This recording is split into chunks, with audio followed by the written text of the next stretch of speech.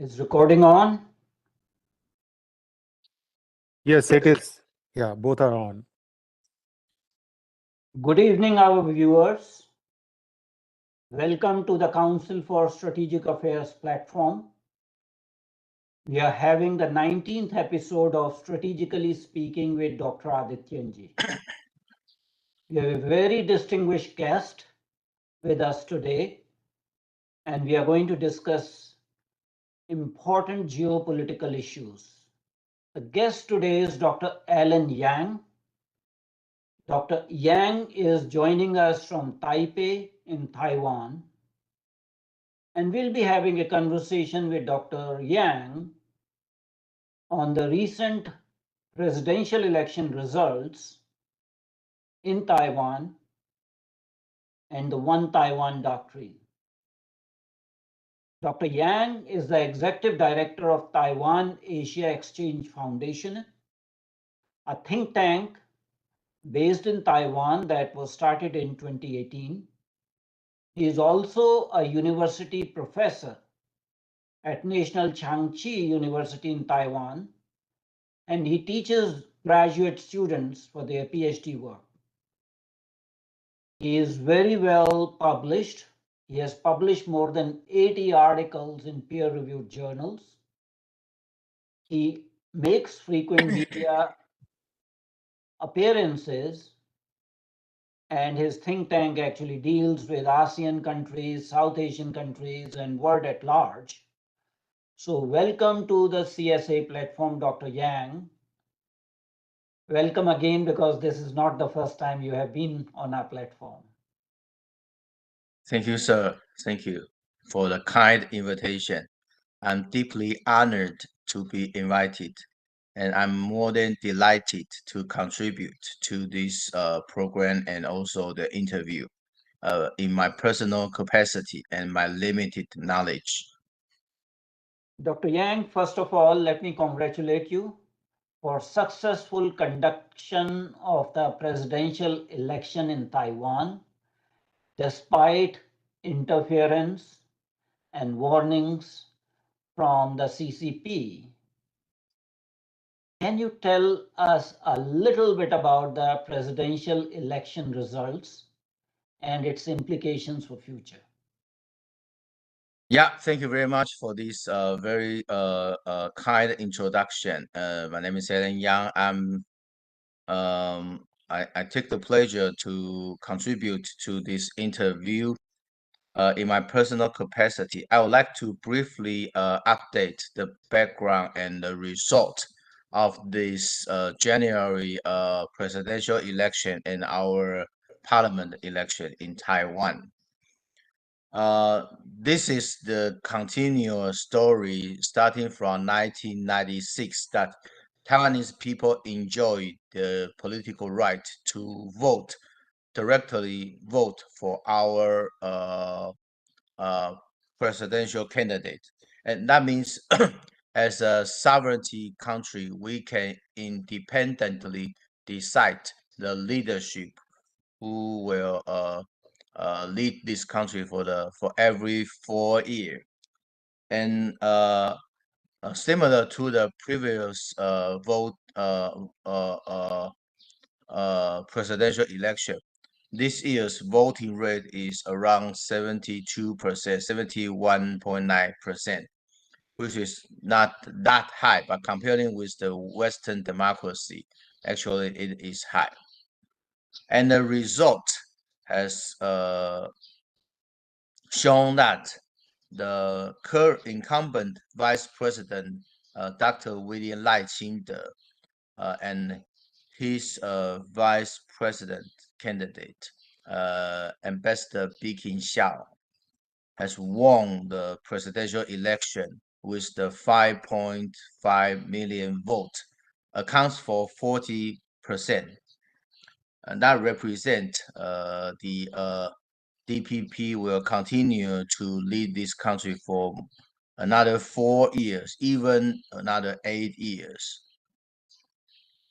And the two opposition party candidate, Mr. Hou You-yi for KMT, he won 4.6 million, accounts for 33%. And the rising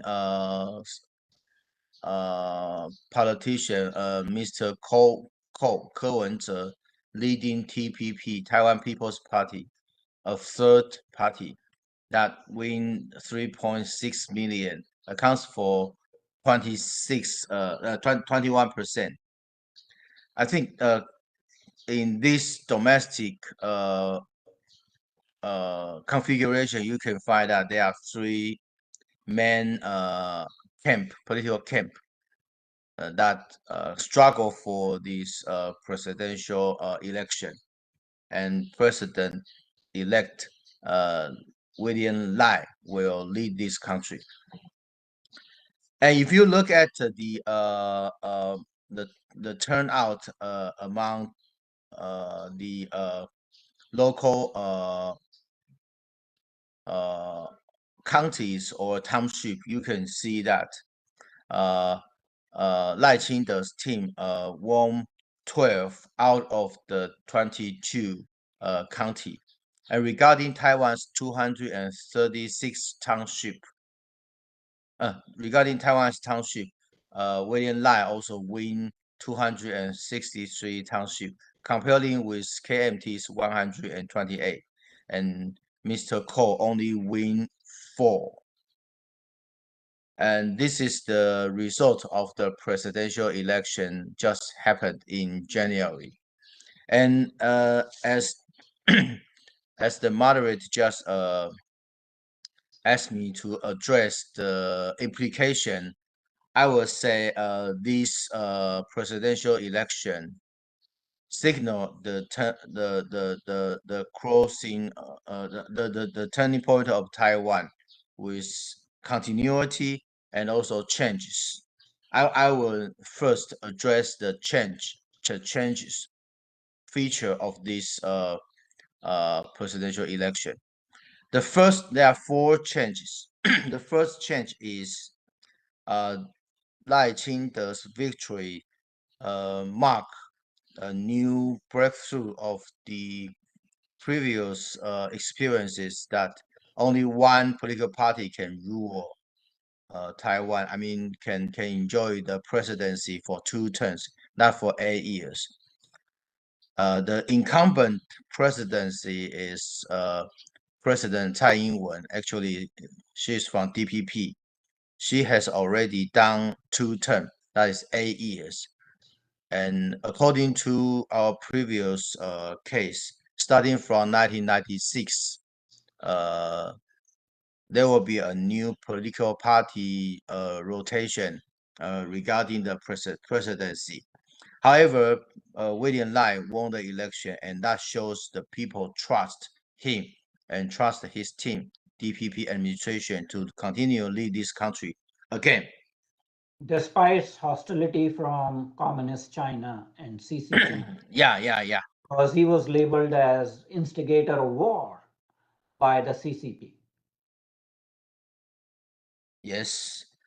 Well, this is something related to the continuity that China exert all kinds of interference approach to penetrate Taiwan, including the disinformation, including to continuous pressure Taiwanese people and Taiwanese politicians to accept the so-called 1992 consensus and to sell the so-called Taiwan project to Taiwanese government and Taiwanese people, and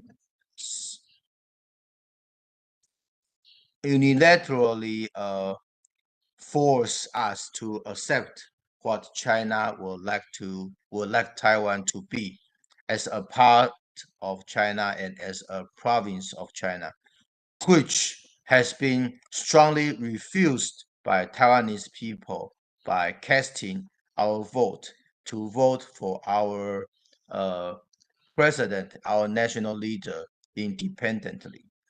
You know, this year we also find that there are some public poll funded and also penetrated by PRC in Taiwan to release the fake result, the fake survey information. That their purpose is to interference Taiwan's society and to share those, to spread those false information, disinformation war, and to make people make the wrong decision. And the PRC also invite many Taiwanese neighborhood head to travel to China with very low price, and those luxury travel they introduce them to meet some CCP party members and senior officers. They enjoy the luxury dinner and they feel privileged. Those Taiwanese neighborhood head feel privileged to meet those CCP senior official. And during their dialogue and discussion, the CCP official released the information to ask for those Taiwanese neighborhood head to vote for a suitable and rational candidate. I would say those candidates that they mention is they can accept.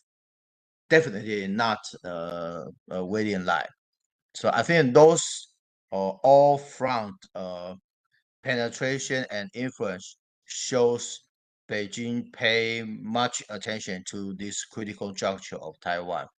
If William Lai's team DPP continue to win this election, that means another 4 to 8 years will be following President Tsai Ing-wen's current presidency, and that will be a tough rivalry of China to handle. There are a couple of things I want to highlight. One is that since 1996, there was always, this anti-incumbency feeling after two terms of the party that was in rule from 2000 to 2008. It was Chen Shui-bian. Then 2008 to 2016, it was Ma Ying-jeou. And then the current president from 2016 onwards, DPP. So the expectations were that KMT will prevail over the DPP. And I think the voters in Taiwan showed a little bit of maturity by going against the anti-incumbency feeling and electing DPP candidate William Lai or Lai Ching-te, despite China brutally mischaracterizing him as instigator of war or troublemaker or things like that. But there's another issue that you have mentioned in relation to that. I would like to say that former President Ma Ying-jeou gave certain statements. And one of the statements was that Taiwanese people should trust Xi Jinping. Those kind of statements, which said that Taiwan will never be able to win a war against Communist China or PRC because PRC is very strong, that was directly acting as a conduit of the PRC and Chinese Communist Party. And did those statements have any impact on Taiwanese electorate? Yeah, I would say that during the past decades, KMT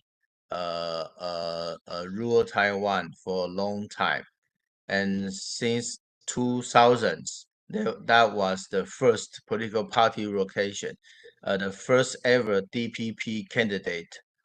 We won the presidential election and led this country.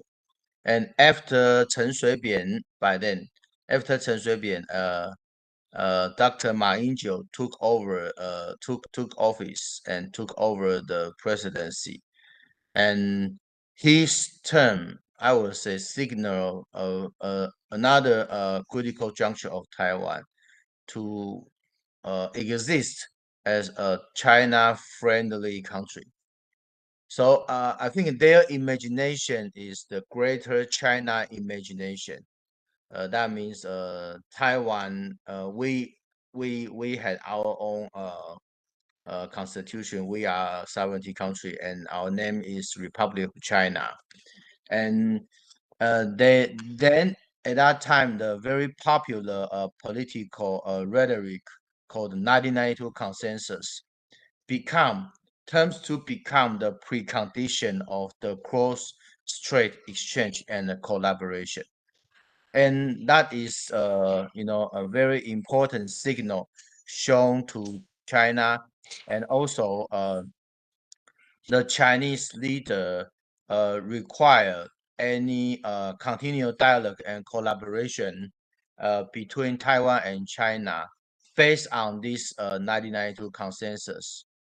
And at that period of time, President Ma advocated and implement the ECFA, Economic Cooperation Framework Agreement with Beijing, and that brings some quick money to Taiwanese enterprise and business for sure, but heavily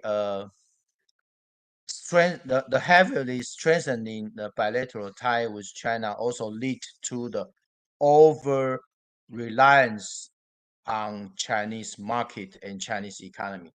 I think that is the very important lesson not learned. And among President Tsai Ing-wen's presidency, we work very hard to balance this trade deficit and over-reliance by advocating Taiwan's new southbound policy as the core of Taiwan's Indo-Pacific strategy. And with that, sorry, I need to add the more comment. With that, we strengthen our relationship with India, with ASEAN country, with New Zealand, Australia, 18 new southbound policy country. And that story will continued by Dr. William Lai. As per the relationship with India, our trade value increased during 2021, increased more than 70%. And I think that is a strong signal also received by our partner, such as India. So, Dr. Yang, I have a question and a clarification for sake of our viewers. A lot of them may not know about 1990, so-called 1992 consensus. My understanding is that there was no written documentation of the so-called 1992 consensus, and first official mention of this so-called consensus was made in the year 2000 after Chen Xiaobian won the presidency.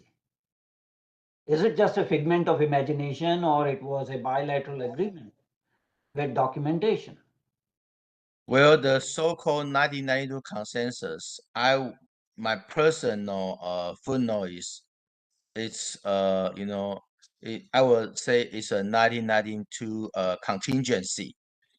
So there is no written document because there was no such a real consensus regarding Taiwan's relationship with China. For the opposition party KMT, they regard this 1992 consensus as showing the goodwill to work with China. So with the consensus, we can work with China and can get the green light from Beijing. But the consensus is, I would say, is very vague. Taiwan, our official name is Republic of China, and in our constitution is also a Republic of China constitution, and we separate two different area. One is the freedom area, that is the Taiwan, our territory, Taiwan Island, and the other one is the non-free area, that is the China, or among our young folk, we will say the Western Taiwan.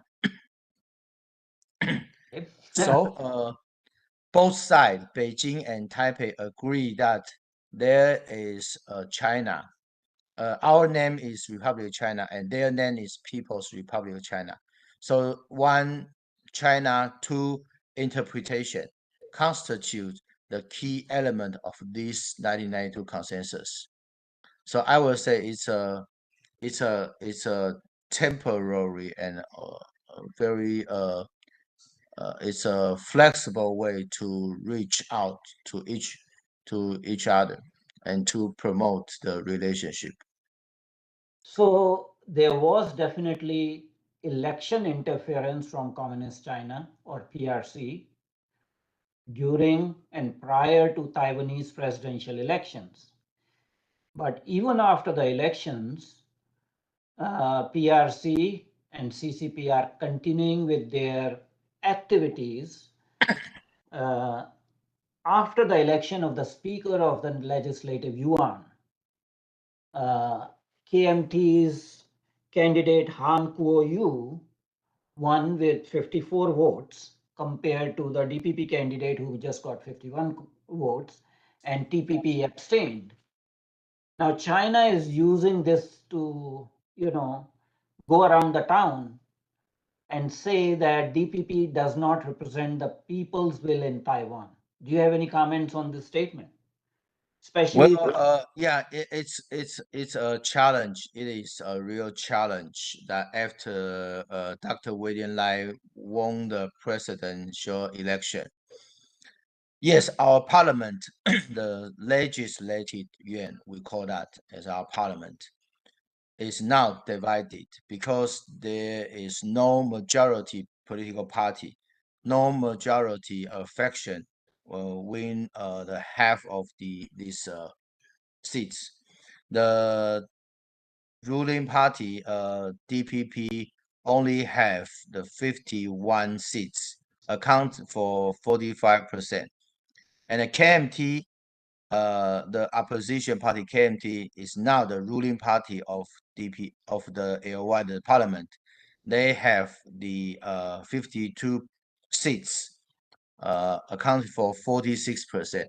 And they also won another 2 seats, the supporter from the independent candidate. So totally they have 54 seats. And that accounts for Speaker Han Kuo-yu's victory, the winning of this election. And the third party, the TPP, Taiwan People's Party, they have 8 seats. But apparently, they didn't win any election of any candidate of the local election. Their 8 seats comes from the party list. Taiwan's election, the parliament election is composed by 2 different sessions. One is the party list. So people, the voter will vote for the preferred political party, and then we accumulate those party, and then to distribute to the equal footing seat among the party list. So the bottom line And is that Communist China is using this divided government in Taiwan to characterize the presidency of President-elect William yeah, Barr. yeah, yeah, I do think so. Any democracy are all transparent. So I would say the authoritarian regime or the dictatorship, such as China, will utilize this transparency as the weakness of the democracy to penetrate us, to divide and conquer Taiwan. And although the speaker of our parliament is still regulated by the law, but their intention and their behavior are also of significant importance, such as during the past years, we see that we had a lot of the parliament diplomacy. We welcome the Czech Republic's parliament speaker to visit Taiwan to deliver the important political speech. And my foundation, TAEF, we also help the AOY Legislative Yuan to organize the Open Parliament Forum to invite many democratic like-minded partner to visit Taiwan to meet with our parliament members and even the speaker. So the parliament diplomacy is very important. If the current speaker of Hanguoyu, under the pressure of China, I mean this is a scenario, if he under the pressure of China that want us not to have or to enhance the so-called parliament diplomacy, I think that will show the negative message to international community that Taiwan is changed. And the second important part is we know that Han Kuo-yu, the person and also its political party is quite friendly to Beijing, to CCP. And if the world misunderstood that Taiwanese society, make a balance that we had a very tough president, and now we try to make another compensation by voting pro-China politician. I think that will send the wrong message to the world that Taiwan's parliament is pro-China. So I think I have several concerns. One is for this so-called parliament diplomacy, and the second one is the wrong message, all related to the pro-China or China's interference in our domestic politics. So my understanding is that people in Taiwan and the institutions in Taiwan handled the divided government very well from year 2000 to 2008 when DPP President Chen Shui-bian held the presidency and KMT had the majority in the legislative yuan. So isn't Taiwanese democracy mature enough to handle the stress and strain of a divided government? Well, this is also a very good question. The current president only have 40% of the support among the final result. So it is no wonder that and most of the people will link this victory to 2000's President Chen Shui-bian's time. And but after 24 years progress, I think Taiwan has been navigating the ups and downs and challenge, as well as we have navigated at least 3 times of the political party rotation, the peaceful political party rotation. That was in our DNA. I think Taiwan's democracy has become much mature than before. That's for one thing. So we can accommodate the society can accommodate this divided situation, because this is the choice, the decision made collectively by our people. So we need to accept that. And the second comment that I may respond is President-elect Dr. William Lai.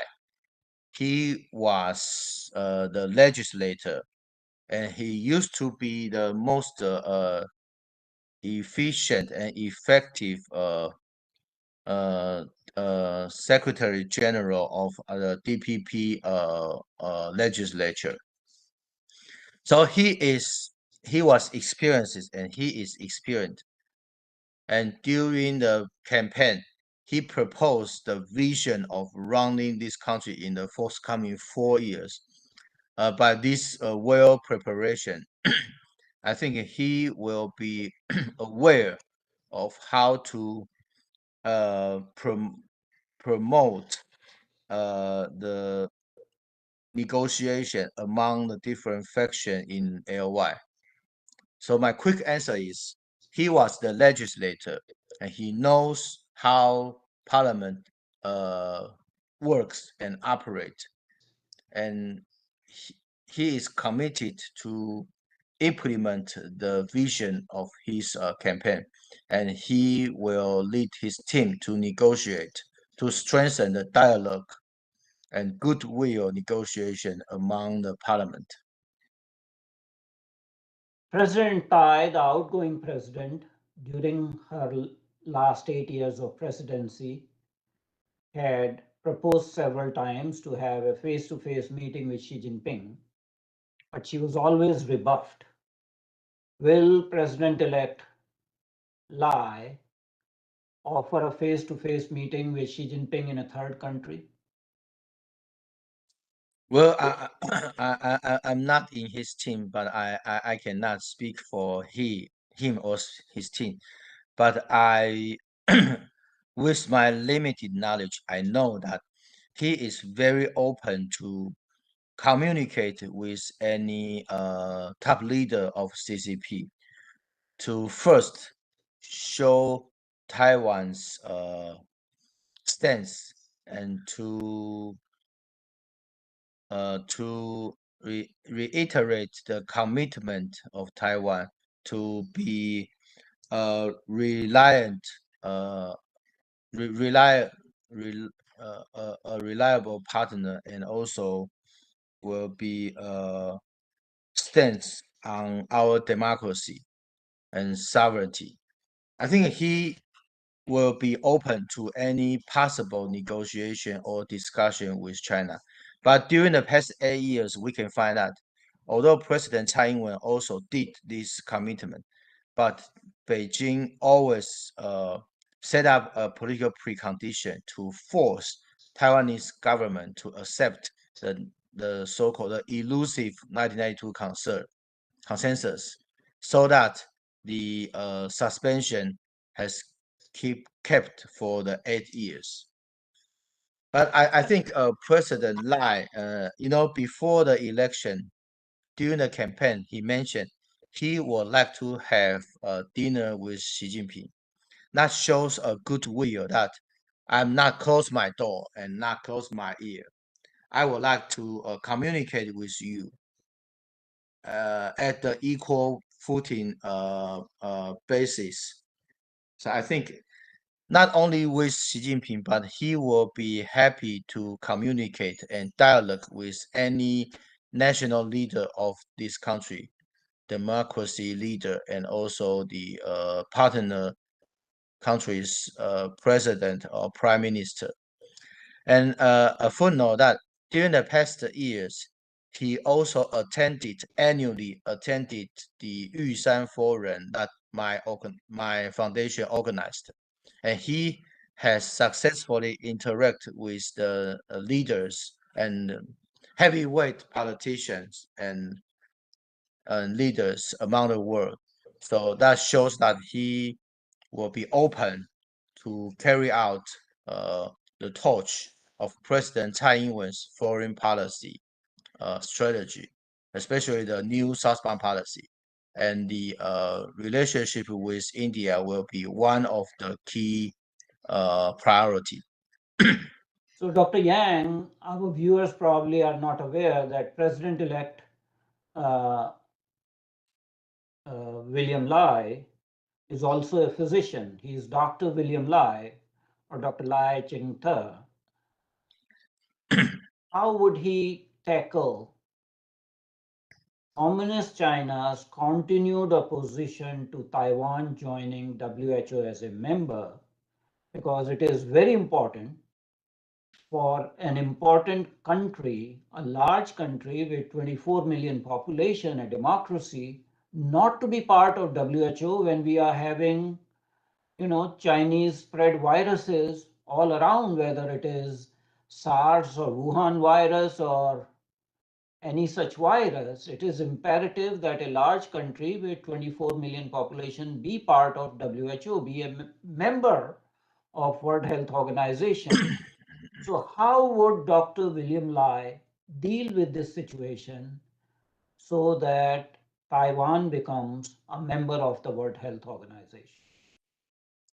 Well, as I just mentioned, that he will carry out the torch of President Tsai Ing-wen's foreign policy strategy. As a physician, I think he paid much attention to Taiwan's medical uh, personnel and also medical reform.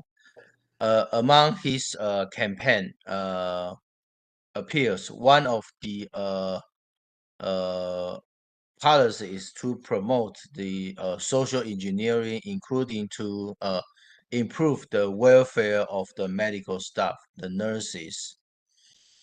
I think during the past years, Taiwan set up an important example of effectively tackling the Wuhan virus, the COVID-19. And although our voice has been ignored by the WHO under the pressure of China, but that was the fact that Taiwan navigate this century pandemic. And I will say that President Lai Ching-te's reform, the social reform, we call that the Hope Engineering Project, including three different pillars. One is for prosperity, to implement the innovation ecosystem. The second one is the progress pillar, to enhance the social investment state. And the third one will be democracy and peace. So regarding his reform in the medical sector, I think that might be an important uh, contribution make to the world health community. And his approach will be similar to President Tsai, that we will continue to make significant, meaningful contribution to the international community, especially in terms of the UN-led system. The WHO and also other important international organization will be the priority. As we during the past year, we see that the increasing number of the country try work very hard to recognize the Taiwan's stance, especially if you look at the U.S. The U.S. Parliament uh, also approved that the UN Resolution 2758, that is irrelevant to Taiwan's sovereignty. So we work very hard to the international like-minded country to not to accept this distorted remark and stance made by China. So we will work very hard to contribute and not give in this 1992 consensus or the political pressure, but to turn to contribute significantly to the international society. Now, immediately after the presidential elections results were announced, Communist China was able to influence an island country, a small island country, Nauru, to switch recognition from Taiwan to Communist China, which dwindles the countries with diplomatic relations with Republic of China, Taiwan to, at this point in time, 12 or 13. But on the other hand, there are countries like Lithuania who are very warm to the idea of sovereignty of Taiwan. What would Dr. Lai Ching-te do to fast track mutual recognition between Lithuania and Taiwan? Well, any responsible national leader will need to consider the progress of our diplomatic ally. During the President Tsai's presidency, yes, it is true that a few of our diplomatic ally has turned to China. But if you look at what China offered to them, I would say those are merely the elusive number, or just they say they will commit amount of millions or billions of US dollar for the project, but the real money really reach to the government or to the society are very, very limited. I think the our Taiwan's diplomatic ally have been learning this fact that the truth is China will provide economic inducement to them, but how real it can realize, it will be a question. So they will make a very uh, thoughtful consideration and then make the decision. And for the President Lai Ching-te's team in the future, I do see the prospect that he will expand our international space in terms of the substantial partnership, as well as the diplomatic ally, as well as our meaningful contribution to international organization. So I think Taiwan will be very pragmatic and very responsible for helping our partners. Both Communist China and Taiwan have pending applications with CPTPP, Comprehensive Progressive Trans-Pacific Partnership. What would President-elect Dr. Lai do to fast-track Taiwan's application before Communist China's application is approved? Because as you know, if Communist China becomes a member, Taiwan will never be able to become a member of CPTPP. Yeah, CPTPP is an important and urgent issue. So annually, they will consider the application of the new membership. During the past year, only UK, United Kingdom has been accepted, and Taiwan's submission and also China's submission are now in the process of consideration and evaluation. But I also learned that there are different concerns over China than over Taiwan among the CPTPP members, including those in the Indo-Pacific region. And I would say this is something that the structural limit that Taiwan need to pay attention to, but we cannot influence those members just like China penetrate. That's for one thing. The structure, we will not wait for the final result. We work very hard to persuade and negotiate through bilateral channel with those CPTPP members. As far as I know, that there are some very positive support and feedback from those negotiations.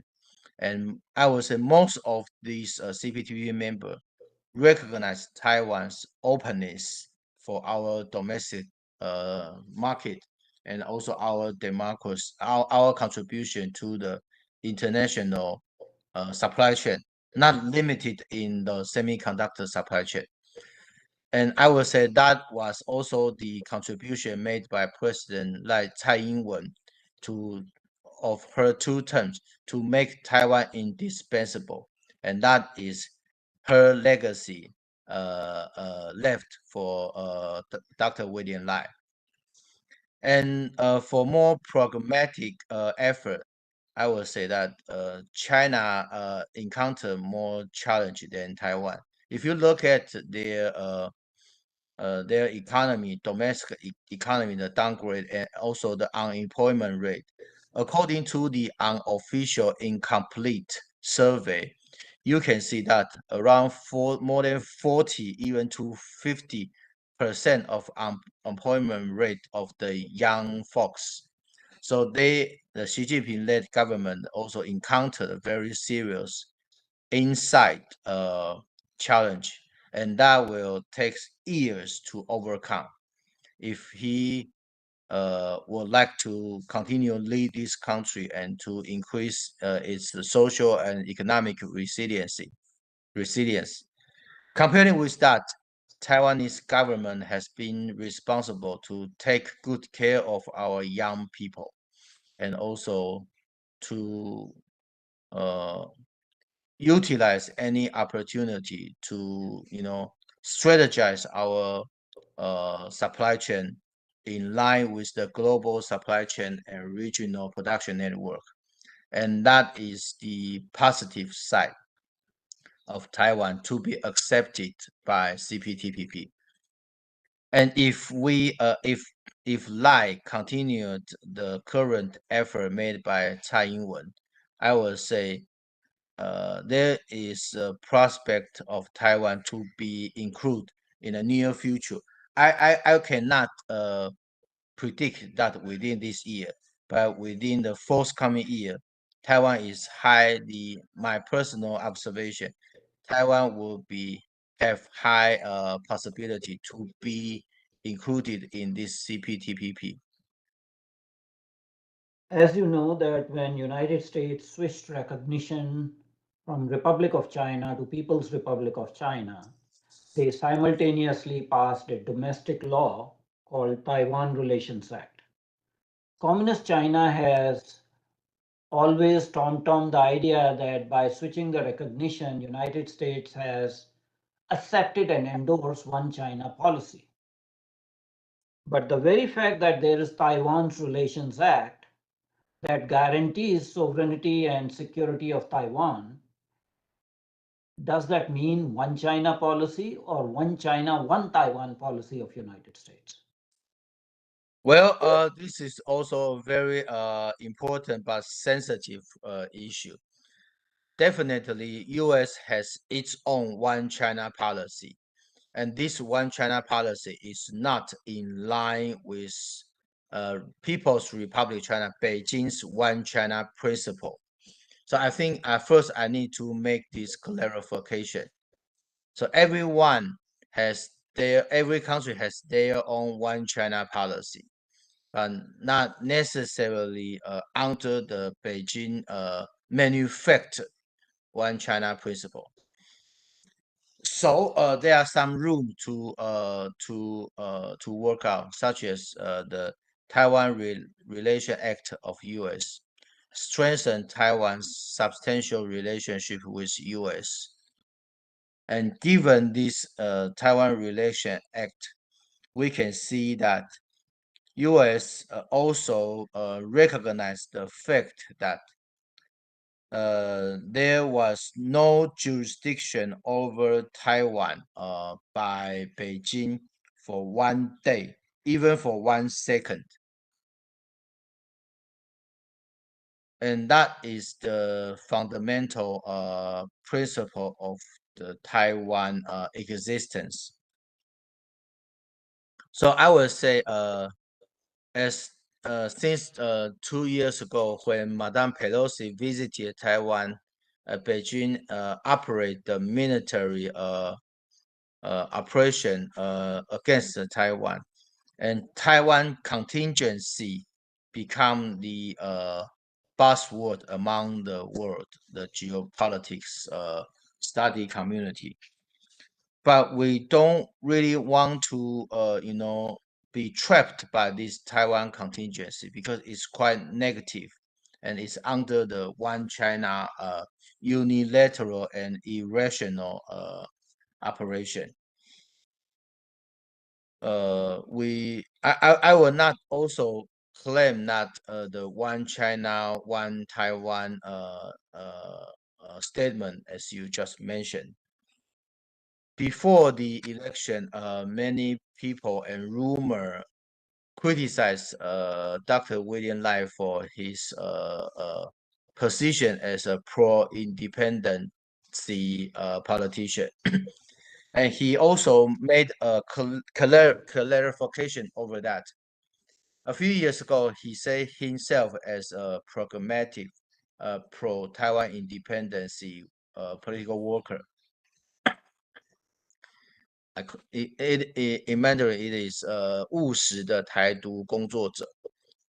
But he told to the public before the election that the term pragmatic is not to provoke any crisis. So it's not necessarily to reiterate that, to publicize that Taiwan, or to announce that Taiwan's independence, since Taiwan has been an independent sovereign country for more than 70 years. So if I can make a very quick summary, I will say that China maneuvered this one China principle to surpass every country's so-called one China policy. And they try to, they work very hard to create the new normality, new normal. And this new normal is manufactured by Beijing and by CCP. And they strongly urge every country in the world to accept this new normal, including the distorted UN 2758 resolution. And I think the democracy, like-minded democracy, should work together to refute this irrational and authoritarian output. And through Taiwan's experiences and Taiwan's story, we can see how a small island country, a small democracy, can maintain the social resilience, and also to tackle this external interference, and to stand firm for our democracy, our human right, our sovereignty. The results of the recent presidential elections have, for an outside observer, consolidated a unique Taiwanese identity, a vibrant, progressive democracy that cares about human rights. If you compare and contrast with communist China, the contrast is total and absolute. On one hand, you have authoritarianism, total lack of rule of law. People are disappearing to the extent that, cabinet ministers disappear and nobody knows whether they are alive or they are dead. And here you have a very vibrant democracy that knows how to deal with a divided government without creating chaos. So in a way, it enhances the image politically, internationally, of Taiwan. As Taiwan is charting its own course, one would expect that Taiwanese businesses will continue to employ de-risking and finally decoupling from the communist China's economy. But even after election results, Taiwan Electrical and Electronic Manufacturers Association sent a delegation of, I guess, several business people under the chairmanship of Richard Lee. And that visit occasion was used by Beijing's Taiwan's Affairs Office to again castigate Taiwan's presidential election results. When will Taiwanese business persons, entrepreneurs, learn from past mistakes and start de-risking removing capital investments from communist China? Well, I would say that, yeah, it is very difficult to decouple against China since during the past years during President Ma's two term, the heavily over reliance, economic reliance was there, and even uh, U.S. under Trump administration starting the decoupling approach, it is also very difficult to complete decoupling. So the world, the strategic community are now thinking about another approach that is de-risking. The de-risking is more realistic than decoupling. So Taiwan has been also a case of the one de-risking with China. That's for one thing. For the supply chain issue, you know, along with this global de-risking and decoupling with this Chinese democracy, the government, not we, the government also work very hard to introduce those Taiwanese business back to Taiwan or to the neighboring new southbound policy partner country. Currently there are around 2 million Taiwanese business staff, decision maker, as well as the student living in China, and that huge amount of the interaction that used to change China and to modernize some Chinese economy, but so far it's quite difficult. So against the background of the decoupling and de-risking, Taiwanese government successfully introduced those business back to Taiwan and to India, to Southeast Asia, to create a new uh, hedging, a new and also a new supply chain in terms of different sector.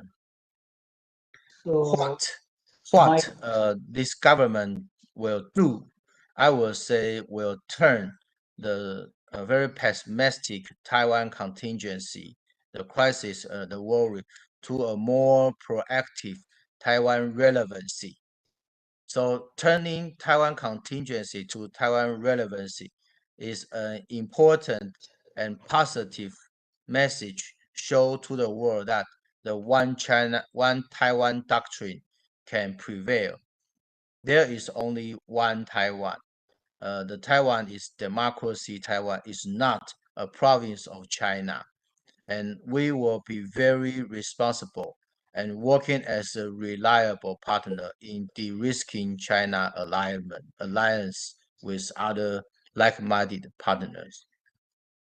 my message to Taiwanese entrepreneurs is that very recently, Young Lu, the chairman and CEO of Foxconn, was given one Yes. of the highest civilian orders by Republic of India, and that is called Padma Bhushan.